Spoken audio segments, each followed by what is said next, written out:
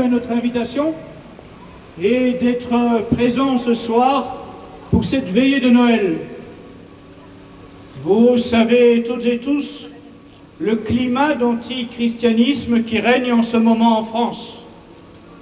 Nous ne sommes pas ici place de l'Estrapade par pur hasard. Nous sommes ici parce que quelques mètres derrière moi, c'est le siège de la Fédération nationale de la libre pensée.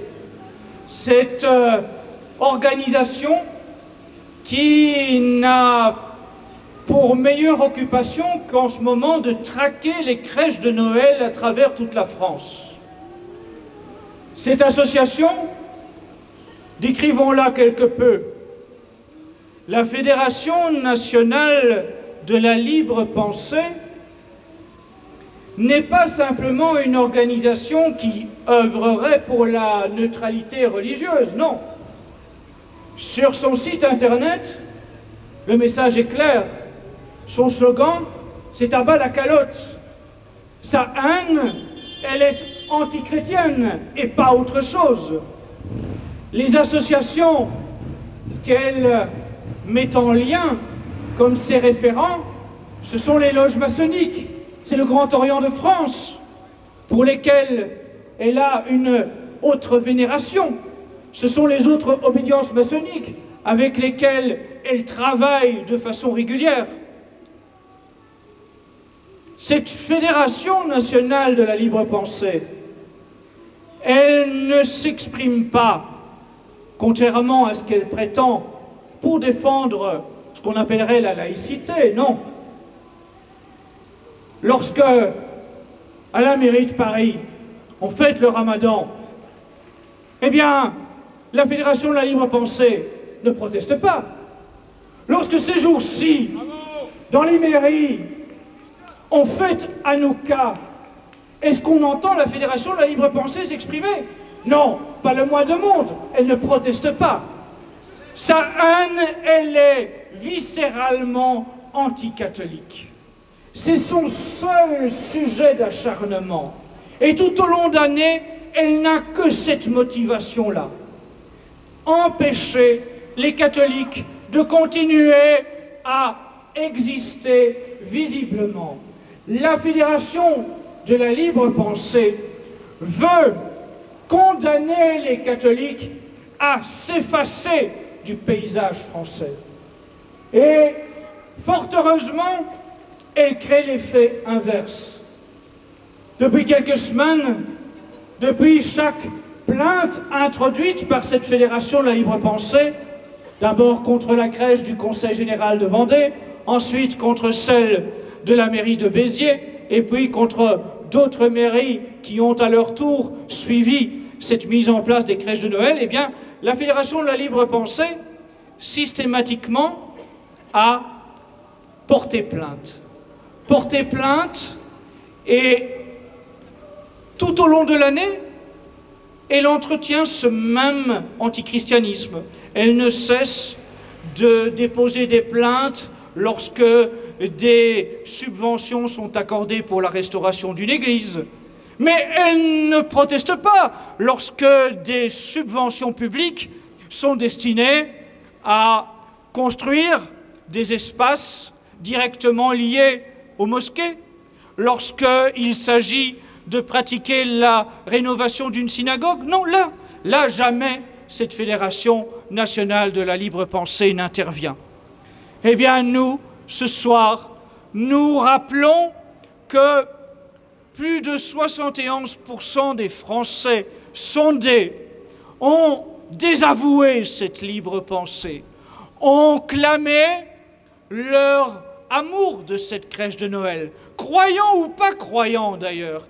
C'est cela qui traduit cette réalité d'aujourd'hui.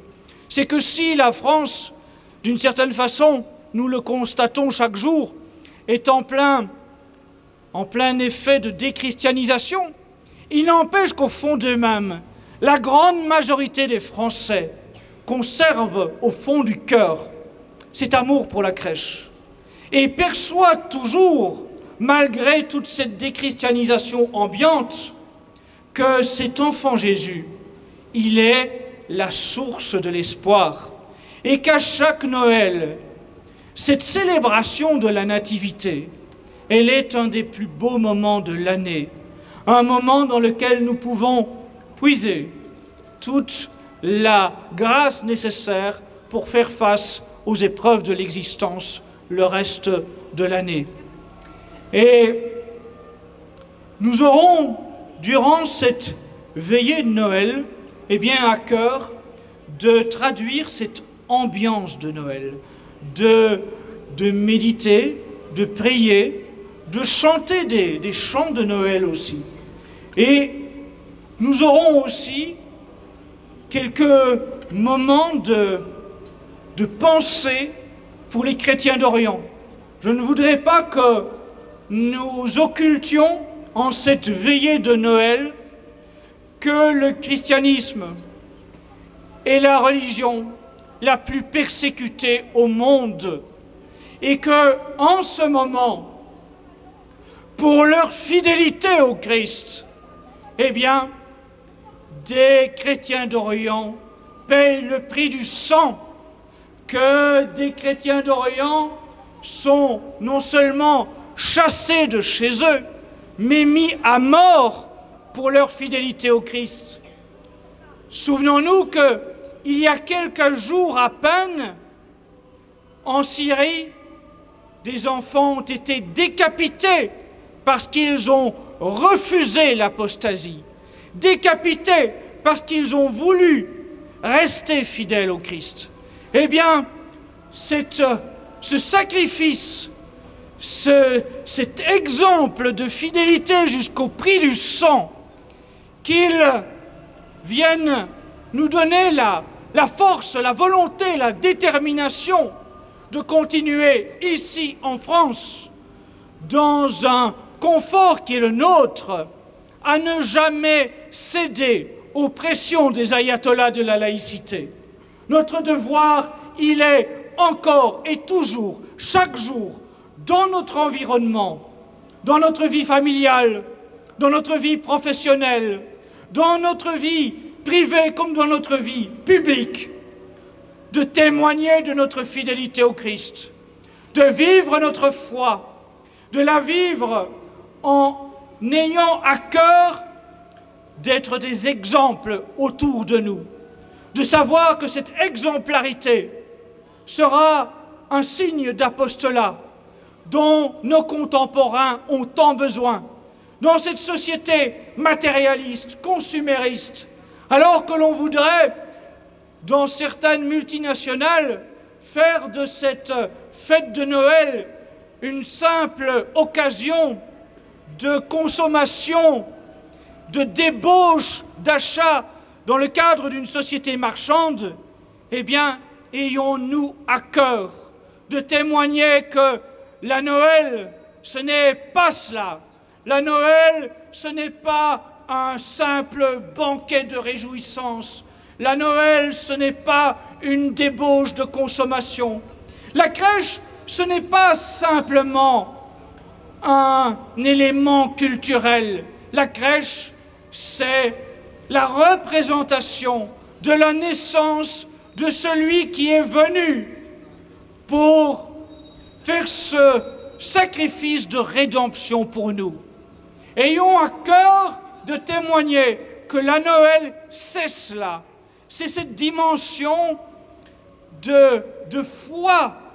Cet enfant Jésus, il arrive à Noël et il est amené à régner sur nos nations et à régner en nos cœurs.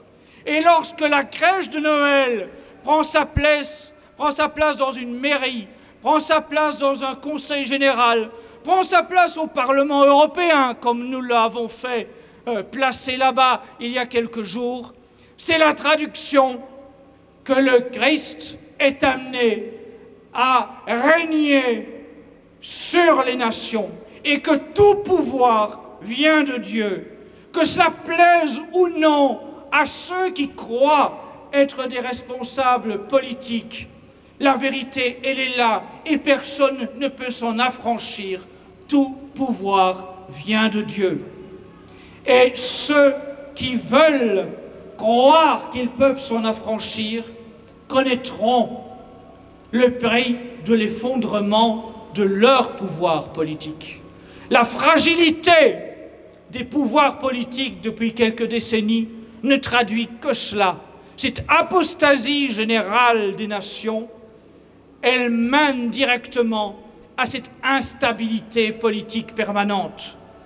Il ne sert à rien de tenir des discours de paix, de chercher à trouver des remèdes économiques, sociaux, politiques, si l'on ne comprend pas que celui qui est la clé de l'équilibre de nos nations, c'est le Christ.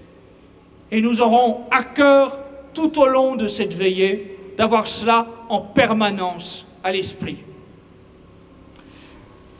Vous avez sur cette table non seulement des cierges gratuits pour cette veillée de Noël, mais vous avez aussi une petite bougie crèche. Vous savez que régulièrement, des associations comme Amnesty International vous proposent d'installer une bougie à votre fenêtre.